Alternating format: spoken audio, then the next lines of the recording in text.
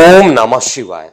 मैं हूं एस्ट्रोलॉजर के एम सिन्हा और मैं अपने इस यूट्यूब चैनल पर आप सभी का हार्दिक स्वागत करता हूं। देखिए, आपको मई और जून की जो 5 भविष्यवाणी मैं बताने वाला हूं, पेन कॉपी निकाल लीजिए और इसको नोट फटाफट करना स्टार्ट कर दीजिए। और बाकी जितनी भी प्रेडिक्शन पहले की गई थी उसको भी आप मैच कर सकते हैं।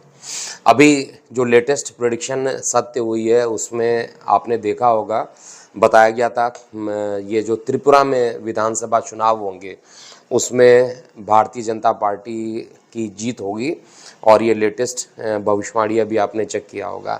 इसके अलावा चुनाव चिन्ह किसको मिलेगा, जो उद्धव ठाकरे गुट था और एकनाथ शिंदे गुट था, उस पर भी प्रेडिक्शन सत्य हुई थी। और अर्थक्वेक को लेकर भी जो भविष्यवाणी कर दी गई थी, जिस डायरेक्शन में की गई थी उसी डायरेक्शन पर लगातार आ रही थी।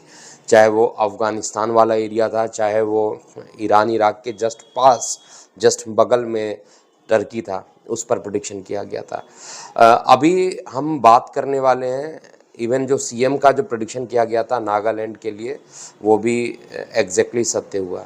तो अब हम बात करेंगे कि मई और जून में क्या होने वाला है। तो मई और जून की जो पहली भविष्यवाणी आ रही है वो वहाँ पर जो सरकार बनने वाली है, कांग्रेस की सरकार कर्नाटका में बनेगी। वहाँ पर भारतीय जनता पार्टी का आना बहुत मुश्किल दिखाई दे रहा है, क्योंकि मैंने बताया कि भले ही भारतीय जनता पार्टी की कुंडली स्ट्रांग है, लेकिन जिस जगह पर चुनाव हो रहा है वहाँ पर जो मेन नेतृत्व है जिसके हाथ में है, तो बासिवा राव बोमई जी के हाथ में जो नेतृत्व है वो कमज़ोर पड़ता हुआ मुझे दिखाई दे रहा है चार्ट के हिसाब से, जबकि सिद्धरामैया जी द्वारा जो नेतृत्व है वो थोड़ा सा स्ट्रांग होगा। इसके अलावा दूसरी इम्पॉर्टेंट बात है कि वहाँ पर किसी एक दल को पूर्ण बहुमत नहीं मिलेगा। ये भी अपने भविष्यवाणी में मैंने बताया। त्रिशंकु विधानसभा होगा और जेडीएस द्वारा, यानी जो जेडीएस कुमार स्वामी वाला जो जेडीएस है, वहाँ वो उनके गठन और कांग्रेस के कारण वहाँ पर एक सरकार बनेगी। स्पष्ट भविष्यवाणी यहाँ मैं दे रहा हूँ।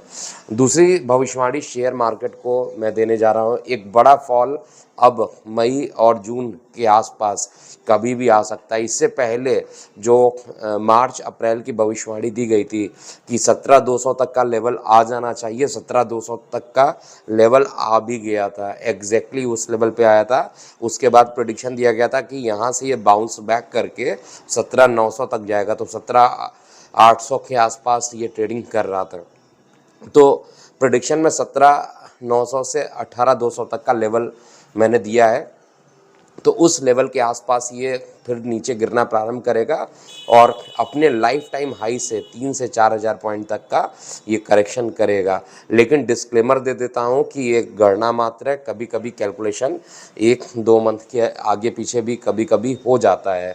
ऐसे ही मैंने जब लास्ट टाइम आपको प्रेडिक्शन दिया था शेयर मार्केट पे, उसमें एक बड़ी गिरावट मैंने बोला था होगा, और वो दिवाली के आसपास ना होकर वो जनवरी में हुआ।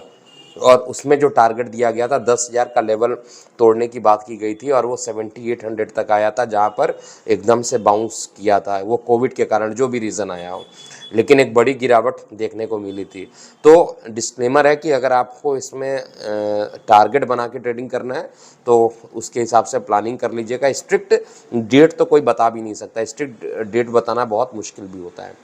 तीसरी प्रिडिक्शन है गोल्ड प्राइस को लेके। गोल्ड का जो करेक्शन है ऑलमोस्ट हो चुका है। अब गोल्ड का रेट अकस्मात देखिएगा यहाँ से भागना प्रारंभ होगा, और ये 55,000 की लेवल के ऊपर जितना ज़्यादा सस्टेन करेगा, ये 56, 57, 58, 60,000 का लेवल एक बार पुनः इसको देखने को आपको मई जून के आसपास देखने को मिलेगा। मतलब ये ऊपर की ओर ही टारगेट दिख रहा है, नीचे की ओर मुझे यहाँ से मेटल जाते हुए नहीं दिखाई दे रही हैं। और मेटल का आगे बढ़ना, युद्ध की संभावना बनना, ऑलरेडी युद्ध चल रहा है और उसमें प्रबलता बहुत तेज़ी से आ जाए और रेड अलर्ट का समय भी रहेगा, तो इससे इनकार नहीं किया जा सकता है। देखिए, चौथा प्रेडिक्शन जो है राजनीतिक उथल पुथल को लेकर है। बहुत जगह पर भारत के विभिन्न दिशाओं में आप अगर देखिएगा, चाहे वो राजस्थान का हो, चाहे मध्य प्रदेश में हो, चाहे कर्नाटका में हो, चाहे वो तमिलनाडु में हो, या आपके हैदराबाद का एरिया हो, इन सभी जगह पर राजनीतिक उथल पुथल मचेगा और किसी बड़े नेता को फिर टारगेट यहाँ पर किया जाएगा, उन पर जानलेवा हमला होने की पूरी संभावना बनती है। अर्थक्वेक 5वीं प्रेडिक्शन में आ रहा है और अर्थक्वेक की मैं बार-बार कहता हूँ, जो लोग ये कहते हैं कि 4 पॉइंट तीव्रता का प्रेडिक्शन बोला गया था और वो सत्य हुआ, मैं उनको बता दूँ कि 4 तीव्रता का भूकंप तो हमेशा आता रहता है, बहुत ज़्यादा खतरनाक नहीं होता, अपनी रिसर्च में मैं बता चुका हूँ। लेकिन ऐसा भूकंप जिनकी इंटेंसिटी 7 तक पहुँच जाए, 6 से 7 के बीच में पहुँच जाए, वो ज़्यादा डेंजरस होता है। तो इसकी टेंडेंसी अभी भी उसी लाइन पर मैं बार-बार बोल रहा हूँ, ये जो भूकंप है, मैं फिर रिपीट कर रहा हूँ, या तो नेपाल का एरिया होगा या तो अफ़गानिस्तान का, ईरान, इराक वाला बेल्ट होगा, नहीं तो ये इंडोनेशिया और न्यूजीलैंड वाला बेल्ट होने वाला है। तो ये 5 प्रेडिक्शन जो मैं दिया हूँ, इसको आप नोट कर लीजिए और अपनी प्रतिक्रियाएं जो हैं कमेंट बॉक्स में ज़रूर लिखिएगा। हालांकि समय थोड़ा टफ है, लेकिन फिर भी जो लोग यहाँ पर ओम नमो भगवते वासुदेवाय अर्थात ये द्वादशाक्षर मंत्र का विष्णु जी की आराधना करेंगे, उनका निश्चित रूप से यहाँ पर भला होने वाला है। और आपको क्या लगता है कि कैसी घटनाएं अभी और हो सकती हैं, क्योंकि भविष्य मालिका पर भी लगातार बहुत सारी चीज़ें बोली जा रही हैं।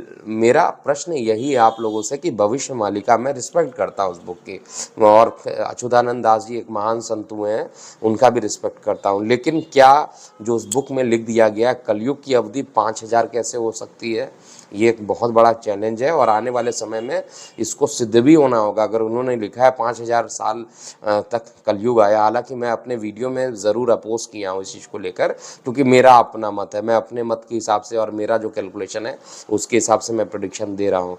2025 में वर्ल्ड ख़त्म नहीं होगा, ये मैं बार बार बोल रहा हूँ। और ऐसा भी नहीं होगा कि यूरोप के सारे देश ख़त्म हो जाएंगे जैसा उसमें लिखा है और अमेरिका जलमग्न हो जाएगा।